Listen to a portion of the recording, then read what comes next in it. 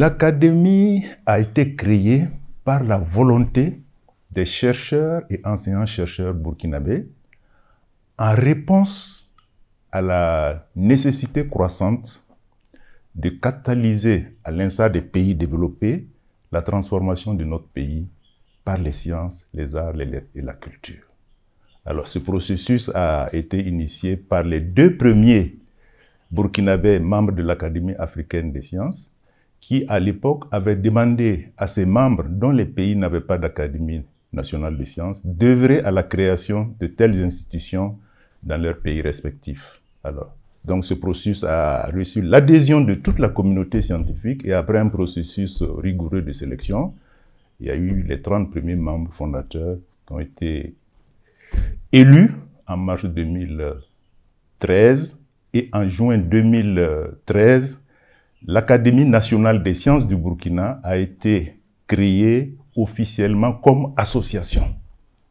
Mais avec la volonté affichée par les chercheurs, enseignants-chercheurs, de contribuer justement au développement de ce pays par les sciences, les arts, les lettres, la culture, les savoirs endogènes traditionnels, cela a valu une reconnaissance au niveau de l'État qui s'est intéressé à l'Académie et a même œuvré à ce que l'Académie devienne une institution de l'État placée sous le parrainage du chef de l'État. Elle s'est dotée de missions, notamment promouvoir la qualité de l'enseignement et de la recherche dans notre pays, dans les domaines des sciences, des arts et de la culture,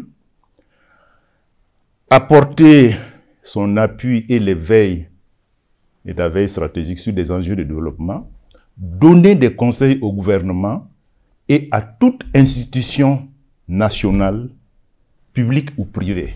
L'Académie mène ses activités à travers ses collèges qui sont chargés justement de concevoir et de mettre en œuvre ces activités et qui sont également mis à contribution pour donner les avis de l'Académie si vraiment l'Académie venait à être saisie sur un sujet particulier. Nous avons 5 collèges.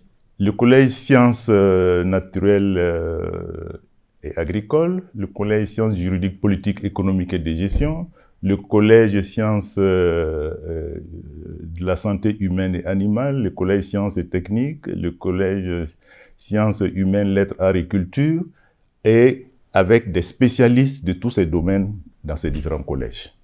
Et nous sommes là, effectivement, au service des institutions de l'État. Et nous ne sommes pas des fonctionnaires de l'État. Et nous donnons des avis les plus impartiaux possibles. Il n'y a aucune influence politique ou quoi que ce soit. C'est vraiment sur la base des sciences que nous émettons les avis.